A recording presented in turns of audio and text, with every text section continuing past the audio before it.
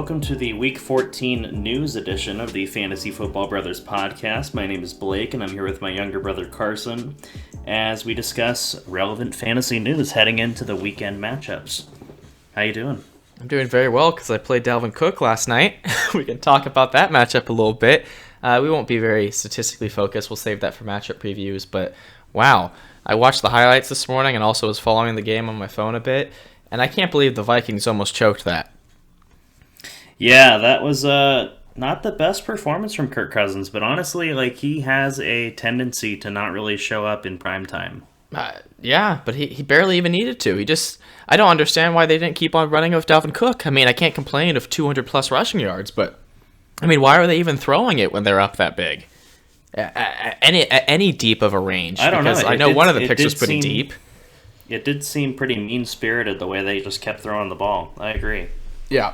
Yeah, but I'm glad I started Cook. I'm sure that there are people that didn't because they either, one, didn't realize that he was going to play because recording on Wednesday, we didn't think there was a high chance, or two, just were skeptical. I heard that some fantasy analysts thought that it was potentially a decoy just to scare the Steelers. I'm glad I didn't read that interpretation before making my decision, but yeah, I mean, it was surprising for sure. Yeah, I mean, I'd like to say how often does that really happen, but I think that may have been what happened with Darrell Henderson. Yeah, I agree. But yeah, he had his biggest game of the season, so can't complain of that. And Jefferson had a good day. I have Deontay. He had a respectable day. Can't be too disappointed with Mr. Reliable.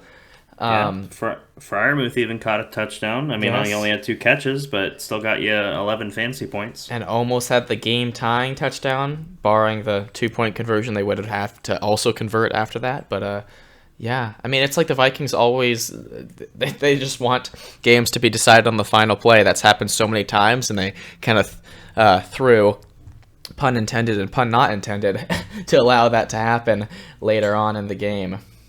Yeah, most of their games have been decided within one score, so it's been a stressful year if you've been a Vikings fan. That is for sure. And then Claypool's antics that we don't need to get that much into. A lot of media has been focusing on that. I mean, I watched it back. Undeservedly so. I mean, to some degree. The other story surrounding him right now is that he requested music be played at practice, and people are giving him flack over that. Okay, yeah, that's not a big deal. There's no reason to pile on right there. But what he did earlier, early in the game, he poked an opposing defender through the face mask, and that was stupid. And then the whole final drive, Pittsburgh has no timeouts, and he's over there doing a first down celebration and then gets mad when his own teammate takes the ball from him to give to the ref so that they can spike it. I mean, yeah, he was being dumb. It was not the most mature moment from him from a variety of points in that game. But, I mean, he got you the fantasy points. That's something. Yeah, and he had 3 of them on the final drive. Yeah, something that we haven't seen from him a lot this season, so... hopefully from a fantasy manager's perspective, hopefully there's no disciplinary actions taken against him in the next game. But I kind of doubt that there will be. Either way, let's jump into the news that you probably came to hear, not just the piling on to Chase Claypool podcast. Maybe that'll be an off-season venture. But, yeah, let's get right into it. Let's start with some important inactives. So, first and foremost, I think it's probably Keenan Allen. Placed on the COVID list earlier this week. He was a vaccinated player, but did not go through the proper processes in order to be eligible to play this week. So, a lot of teams will be missing him. Because he's been, just one of the most reliable wide receivers in fantasy. And I have a question, and you probably can't even answer it because for whatever reason, everything that has to do with COVID and vaccination statuses seems so unclear on what people actually are, if they're vaccinated, unvaccinated, when they had a positive, just all of the details surrounding it. But I'm just so confused how Keenan Allen is vaccinated, and the report that he tested positive came out earlier than Mike Williams, who's suspected to be unvaccinated, but he's more likely to play. Like, that doesn't make any sense. Well, the biggest distinction is that Williams never tested positive. He was just a close contact. Okay. Yeah. I guess that is the difference. And the rules regarding a unvaccinated player that is deemed a close contact is they have to quarantine for 5 days minimum. Williams thus far has tested negative. He's on track to play Sunday, and that's according to Coach Staley there. But yeah, it's unfortunate that Keenan Allen is being taken out this week due to illness. So you hate to see that, and It's going to hurt a lot of fantasy teams that are maybe needing him for a playoff entrance. Yeah. Definitely disappointing. All right, so another inactive, and I guess we've talked about it elsewhere, but I think it opens the door for Jalen Guyton to have an increased role in that offense, and you also like that. The opportunity for Mike Williams to maybe get a little bit more consistent target share or more opportunity for points there in the receiving game, and then also just Austin Eckler getting a few more targets, a few more catches for his totals. If that's even possible as a running back, but if anyone can do it, it's him. I mean, he gets so many, so yeah, I do like that opportunity for him as well. Yeah, definitely. Similar situation, minus the COVID aspect. Darren Waller inactive, and we talked about this last week about we kind of hyped up Foster Moreau, and he kind of disappointed. Are you feeling any different about him this week? No, not really. I don't think you can lock him in as a surefire replacement like he did earlier in the season, and he had like 6 receptions for 60 yards. Maybe even a touchdown. Yeah, a touchdown. So that, I think, is going to be more of an outlier as far as... I mean, he has the potential, but he's just not a surefire replacement. So I don't think you can have that level of confidence as him just, slotting into that role as you did going into last week. Yeah, I think that's fair. In similar tight end news, we're kind of just... creating parallels as we go, but David Njoku has been added to the COVID list, so he will be inactive, and that opens the door for Austin Hooper to be more involved as the main tight end for the Browns. Yeah, and the Browns. Yeah, the Browns had more success in Week 12, the last game they played, but it was also against the Ravens. They had much more success throwing. So, I mean, Hooper has the talent. We talked about him in the DFS episode, which go check that out. As a very good value pick, and I do expect him to, be serviceable in that role where nobody else should be taking away targets in that role as the tight end. I'm not saying go run out and you must start him, but he could be a sneaky play. Let's just say that. Yeah, I mean, especially at his price in DFS, I don't blame you for pursuing that. Yeah. Let's talk about the 49ers. Eli Mitchell is inactive due to concussion, and Deebo Samuel still questionable to play as of recording this. So how does the backfield kind of shake out, and who are you looking in the receiving game if Deebo doesn't play? So I guess it's Jeff Wilson Jr. and JaMychal Hasty also will be there. So... you don't love the matchup. Cincinnati's much easier to pass against than run against. But, I mean, we're talking about the San Francisco offense that loves to run. So I think that it's definitely worth rostering and probably playing Jeff Wilson. You might have injuries or buys that are taking away your usual running backs. And I think he should have a safe floor just with how that offense runs and functions. And as far as receivers, I'd love to say Ayuk. Kind of for the same reasons we talked about him last week, but he didn't really return the value that we thought he would have last week, but George Kittle certainly did. So yeah, George Kittle is certainly, other than the week he had in Week 12, but they just ran so much more than they passed, but you have to trust Kittle. He's locked in back in like Kittle status, I guess you could say, for tight ends. Oh yeah, I think so. I think you'd be kind of crazy to bench him after the week he had last week. So I think he is a must start, and maybe a little bonus with Deebo if he misses again. Let's talk about the Lions going up against your Denver Broncos. I think it's a guarantee at this point, given the recent news, that Denver is just going to completely crushed the Lions after their first win of the season. It's tough. So right off the bat, DeAndre Swift is unlikely to play. We kind of already knew that going into the week, that it was kind of a long shot for him to play this week. But his backup, Jamal Williams, he's been placed on the COVID list, and TJ Hockenson is doubtful for the game. So, I mean, who are they left with? They have, I can't attempt his name, but it's something, Guipgue. I just did attempt it, even though I said I wouldn't.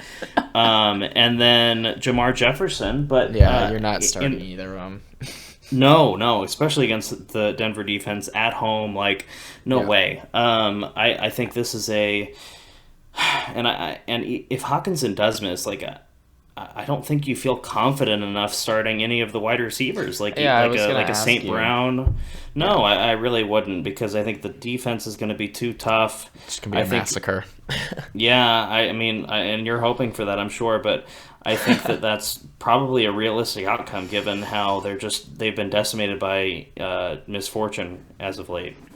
Yeah. So I guess that leaves us with the Giants. Yeah, and this is always a long injury list heading into every week. But the official inactives as of now are Daniel Jones and Kadarius Toney. Jones had not cleared contact in practice as of Wednesday, so that does not surprise me. And then Kadarius Toney, that oblique, and we all know where the oblique is, so we don't need to get into that. But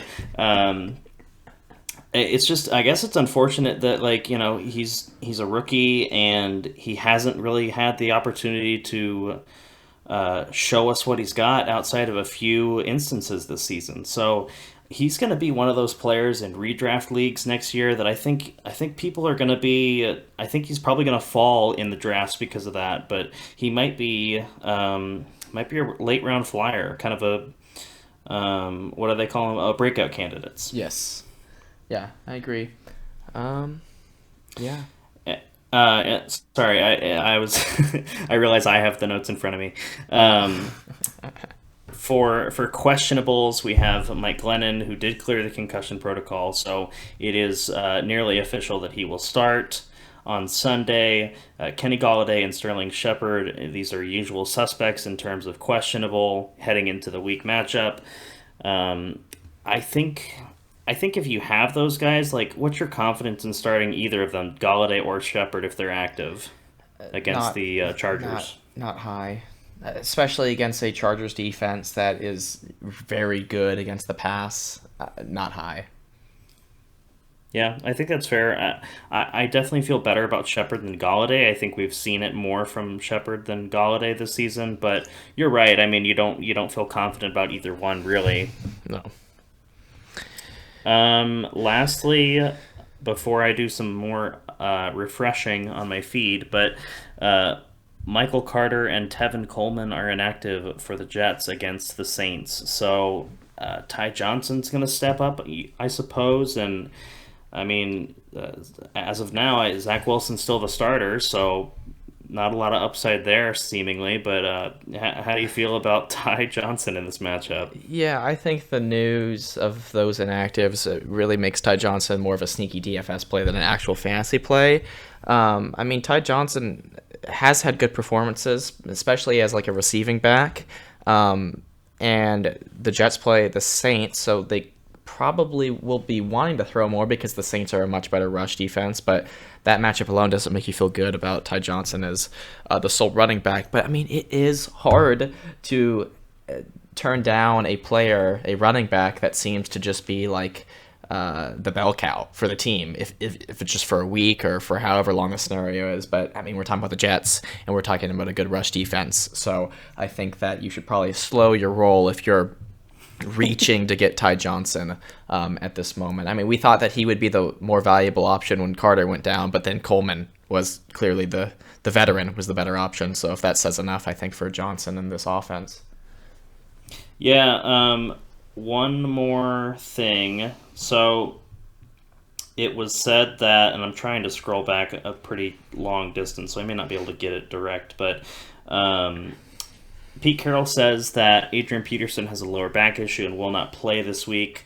Again, of course, Seahawks are playing at Houston this week.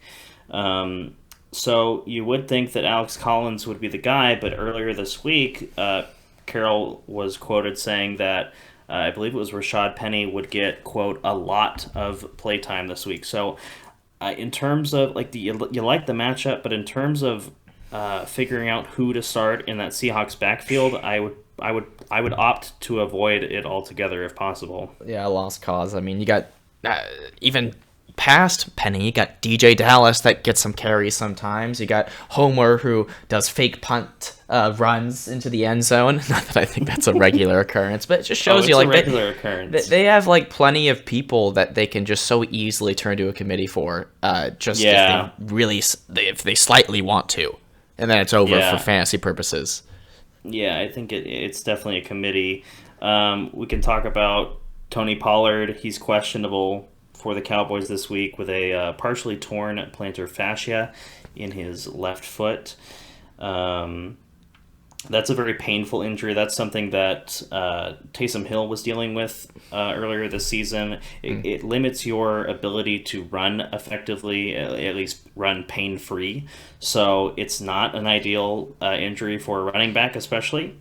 But pretty much any athlete on a football field is going to need to run on occasion. If you're a kicker, it's your foot, so that's important too. But what I'm trying to say is that it seems like it's going to be a Zeke week. Am I right in assuming that, you think? I'm happy to hear that. I think it could be, and I've heard reports about Zeke saying that he's turning a corner on his knee injury, I believe he's been dealing with all season. So hopefully that's true, and that means that he can be explosive, because that's something that people have been saying he's been lacking lately, and that has allowed Pollard to shine in comparison.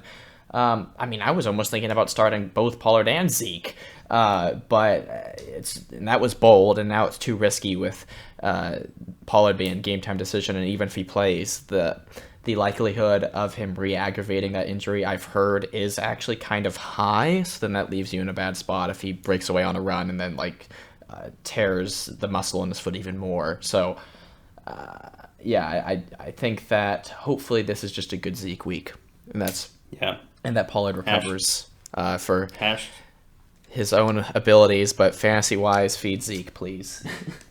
Yep, hashtag Zeke week. Yes.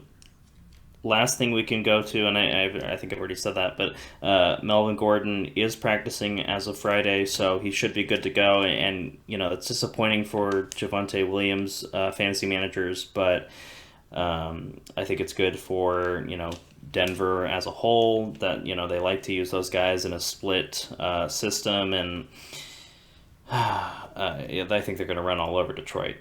I agree. And then the last thing before we wrap up, this is not fantasy news, just other football news. Unfortunately, I don't know if it was announced last night or just early this morning, Demaryius Thomas passed away at the age of only 33. Someone who was very good for the Broncos, and I've just heard that people are saying Hall of Fame player, even better person. That was a quote from Peyton Manning. So thoughts and prayers go out to Demaryius Thomas's family and all close to him.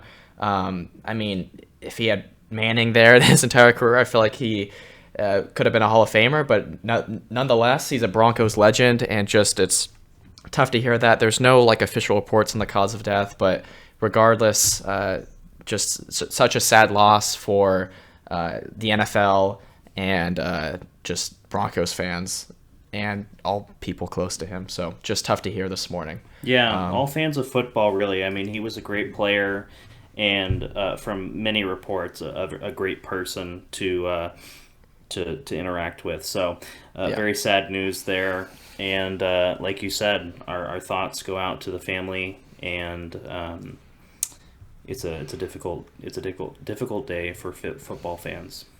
It is for sure. I know that I think the Broncos tomorrow or Sunday against the Lions, I think they're going to have a tribute, and then all of them are going to be wearing 88 on their helmets. So that's something that will be commemorating him, but just sad news, and thoughts and prayers. But sad note, but I guess that wraps up our news episode. Hopefully you can all enjoy this weekend's football, and hope you can secure your spots in your league's playoffs. Yeah, good luck, everybody. Peace out.